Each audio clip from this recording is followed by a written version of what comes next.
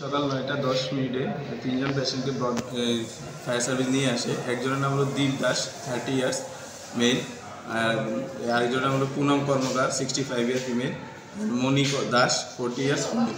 তাদের তিনজনের মধ্যে একজন স্পট ডেড ছিল মণি দাস, আর দুজন দীপ দাস এবং পুনম কর্মকার খুবই সিরিয়াস অবস্থায় ছিল।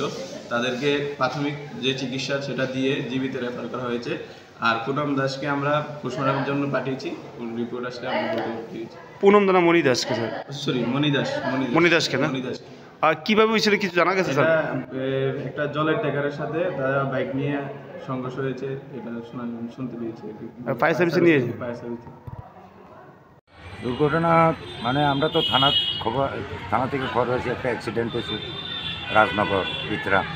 তখন আমরা সঙ্গে সঙ্গে উদয়পুর জেলা হাসপাতালে গেছি, গিয়া দেখতে পারলাম একজন স্পট ডেড, নাম হয়েছে মণি দাস 40, আর দুজনকে সঙ্গে সঙ্গে রেফার করা হয়েছে জীবিত, এবং পরবর্তী সময় শুনতে পারি জীবিতও মারা গেছে দুজন। দুজনের নাম একজন হচ্ছে পূর্ণিমা কর্মকার আর একজন দীপ দাস। এটা গাড়ি দুর্ঘটনা হয়েছে? গাড়ি দুর্ঘটনা। কোন সময় হয়েছে? কোন সময়? আনুমানিক তারা তো পয়সা 8টা, আজকে সকাল 8টা। কি গাড়ি? এটা একটা বাইক আর জলের ট্যাঙ্কার ট্রাক। এটা কি বাইকের মধ্যে যারা ছিল তারাই? বাইকের মধ্যে যারা ছিল 3 জন তারাই পটের।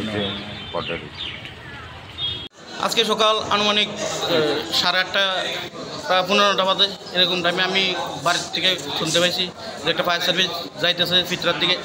এরপরে একটু পরে আমার কাছে শোনাই যে একটা অ্যাক্সিডেন্ট হয়েছে। অ্যাক্সিডেন্টটা রাজবাড়ির গৌতম দাস, ওনার ছেলে এবং ওনার পরিবারের বউ, ওনার শাশুড়ি এক বাইকে ছিল।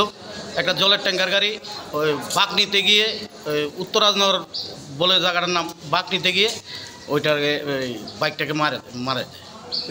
এতে একজন স্পট ডেড, 2জন গুরুতর জখম এখন জীবিত আছে, চিকিৎসাধীন। একজন এখানে আছে, এখন পোস্টমর্টমের পরে যা হবে এটাই।